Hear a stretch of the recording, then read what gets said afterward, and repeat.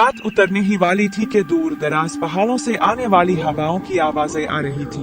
एक पुरसकून गांव में वाक़े लकड़ी के एक अजीब और गरीब घर में एक माँ चाहती थी कि इसके बच्चे वक्त पर सो जाए, लेकिन बच्चों ने इस वक्त तक सोने से इनकार कर दिया जब तक दादी ने अपनी एक और दिलफरेब कहानी नहीं बताई। वो जानते थे कि उनकी दादी की आवाज परियों की कहानियों का एक ना खत्म होने वाला खजाना है। माँ को काम शुरू करने के लिए जल्दी शुरुआत की जरूरत थी और दादी से बच्चों को मशगूल करने की दरखास्त की। एक मुस्कुराहट के साथ दादी ने इत्तेफाक किया, अपने बचपन की एक कहानी का आगाज करते हुए जो इसकी दादी ने सुनाई थी। कबायली पहाड़ों के वस्त में जहाँ सरकोफहारों के ऊपर साए रक्स करते थे, उफ्रोस्तोश नामी एक ताकतवर जादूगर तन्हाई में रहता था।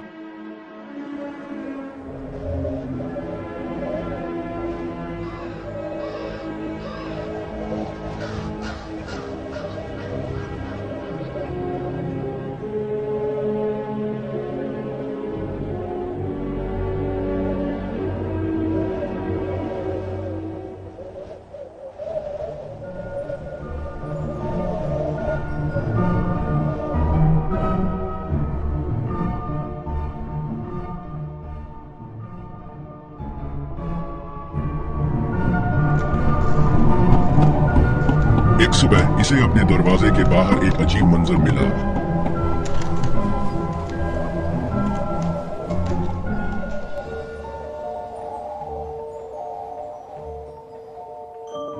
एक छोटा सा खिलौना बच्चा, जिंदा लेकिन बच्चे की तरह, पुरस्कार असल का यतीम, फितरत ने ही इसे सौंपा था।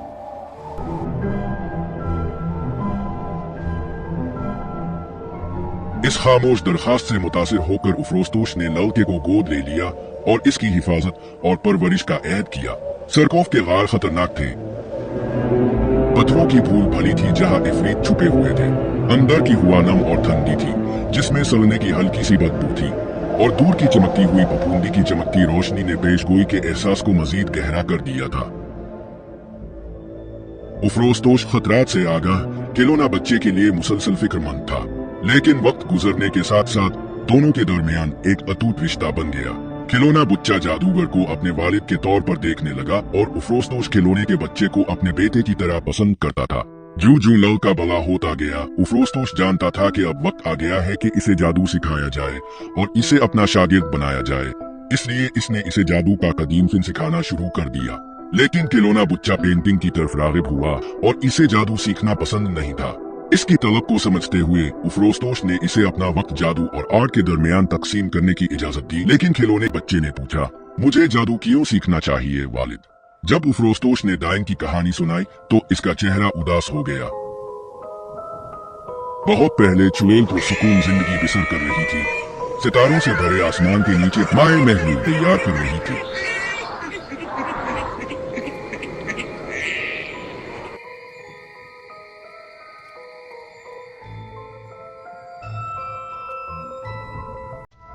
लेकिन आसपास के गांव के शरारती बच्चों ने इससे चोरी कर ली, जिससे इसके जज्बात और एतमाद टूट गया।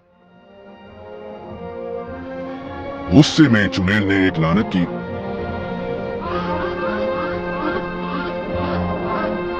और बच्चों को शैतानी मखलूक में तब्दील कर दिया। ये जानदार सरकोफ गारों में घूमते फिरते थे, जादूगरों के गजब को खुश करने के लिए दूसरों को अगवा करते थे और उन्हें सर्द रातों के शैतान को पेश करते थे। पहाड़ों के नीचे एक मुकद्दस झील थी जो एक हकीकी चमक से चमक रखती थी। इसका पानी नीले और चांदी के रंगों से भरा हुआ था। यहाँ उफ्रविश के वालिद ने एक बार इसे तरबियत दी थी और अब इसने ये विरासत खिलौना बच्चे को मुंतकिल कर दी।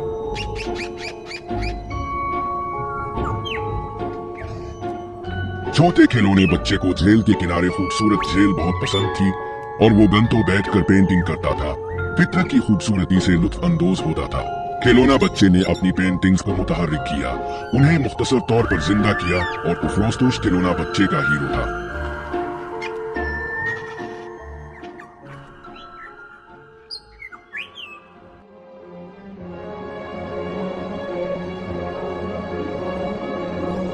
रात के वक्त कबायली पहाड़ी निजाम की चोटियां तारीख बुलंद और आला हस्तियों की तरह महसूस होती थी, जहां खतरनाक साए हुक्मरानी करते थे। और इस वजह से कोई भी इंसान अकेले अजीम जादूगर अफरोजदोश के अलावा रहने की हिम्मत नहीं करता था। ज्यादातर इफरीत जिग बिग माउन के पीछे छुपे हुए थे, जो सरकोफ गारों में सबसे ऊंचा पहाड़ है। सरकोफ गारें जिन्हें इंसानों ने छोड़ दिया था, बेशुमार इफरीतों का घर थे। उनमें से दो सबसे नुमाया थे, जूनूगर जिसके पंजे बड़े चाकूओं की तरह थे, और जरदोजर डरावने ख्वाबों की मखलूक। कबायली पहाड़ों के इफरीतों ने आसपास के गाँव को दहशत ज़दा कर दिया था। इफरीत ने बहुत से बच्चों को अगवा किया और गांव के लोगों को उनके ख्वाबों में खौफजदा कर दिया। अफरोजदोश अगरचे ताकतवर था, जानता था कि इसका वक्त महदूद है। जादूगर जानता था कि बूढ़ा होने की वजह से इसके पास ज्यादा वक्त नहीं बचा था और इसे अपनी मौत से पहले खिलौना बच्चे को पलाना था। एक महीना गुजर गया जब वो छोटे खिलौने बच्चे को अपना कैनवस तरतीब देकर और जादू चालों को पेंट करके सिखाता था। अपनी तरबियत के बावजूद लालका उन छोटे इफरीतों से खौफजदा रहा, जिन्हें उफरविश ने मश्क के लिए बुलाया और खिलौना बच्चे को मशवरा दिया कि तू बहुत ज्यादा खौफजदा ना हो। गांव के लोग अपने बच्चों को अकेले सरकोफ पहाड़ों पर नहीं जाने देते थे, लेकिन किसी तरह खिलौना बच्चा कुछ दोस्त बनाने में कामयाब हो जाता था। लेकिन उनके वालिदैन अपने बच्चों को खिलौना बच्चे से खेलने मिलने से मना करते थे। खिलौना बच्चे को गहरे जंगल से कुछ जादुई दोस्त भी मिले और वो उनके साथ वक्त गुजारता था। एक दिन एक जादुई दोस्त ने खिलौना बच्चे को स्टार नाइट डाइन की मशहूर किताब का एक सफ़ा तोहफे में दिया।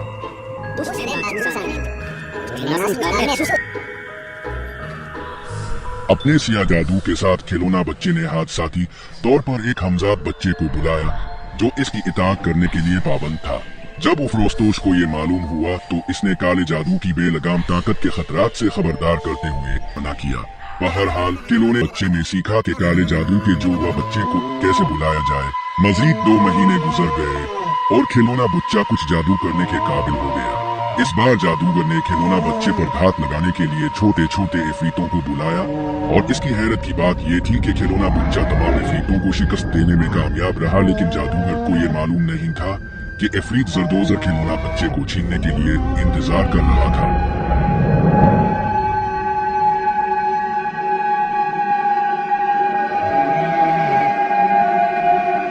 इफरीत से लड़ने के कुछ दिन बाद खिलौना बच्चा और जादूगर ने अपने जादुई सेशन दोबारा शुरू किया।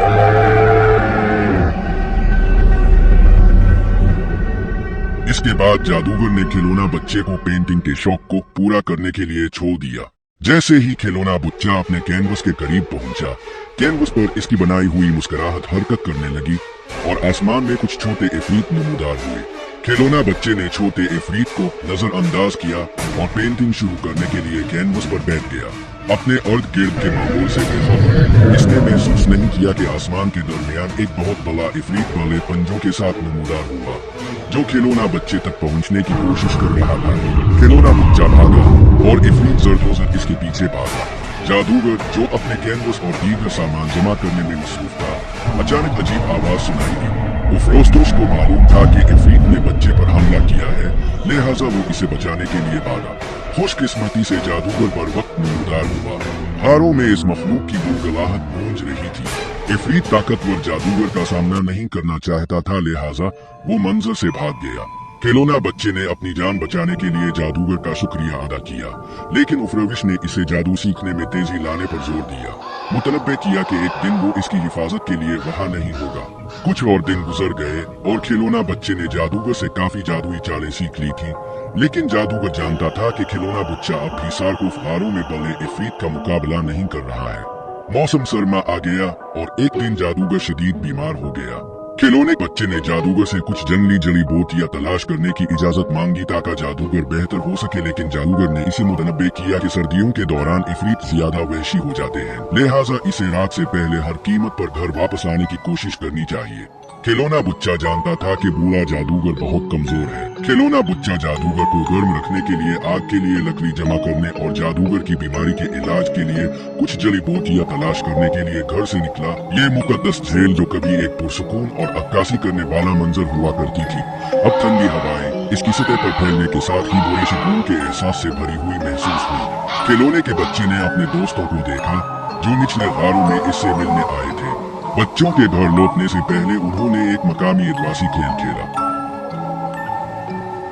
खिलौना बच्चे को पहाड़ों में जड़ी बूटियां मिले।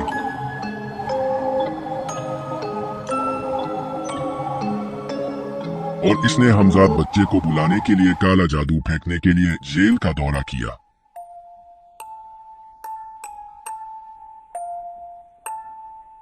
जब जादू मुकम्मल होने के करीब था तो लड़के ने जेल से अपने सियाह हमजाद बच्चे को उठते हुए देखा। इसकी शक्ल, आंखें एक खौफनाक रोशनी से चमक रही थी। खिलौना बच्चा खुश था लेकिन इससे बेखबर था कि इसके लिए किया आने वाला है। खिलौना बच्चा वक्त पर घर वापस आने में नाकाम रहा और जैसे जैसे अंधेरा गहरा होता गया, मौसम शदीद सर्द होता गया और आसपास के दरख्तों और चट्टानों ने अजीब और गरीब साए डाल दिए। बेचारे खिलौने बच्चे ने अपने आसपास के माहौल में कुछ बहुत गलत महसूस किया। इसने जल्दी से घर वापस जाने के लिए अपना कैनवस और दीगर सामान जमा किया। दूसरी तरफ जादूगर खिलौने की गैर मौजूदगी को महसूस करते हुए अपने बिस्तर से कमजोर छोटिये से उठा और इसे तलाश करने के लिए निकल पड़ा।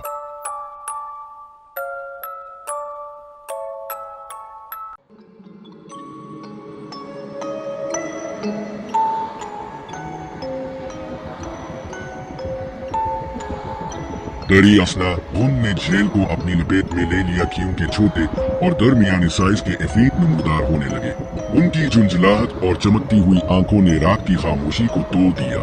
खिलौना बच्चे ने अपनी जादू की थैली खोली और इफरीत पर शोला अंगेज जादू किया, जिससे वो धुंध में पीछे हटने पर मजबूर हो गए। लेकिन इसके जादू महदूद थे, लिहाजा इसने अपने जादुई जोवा को इसका दिफा करने का हुक्म दिया। जोवा ने इताअत की और कुछ मखलूकात को शिकस्त दी।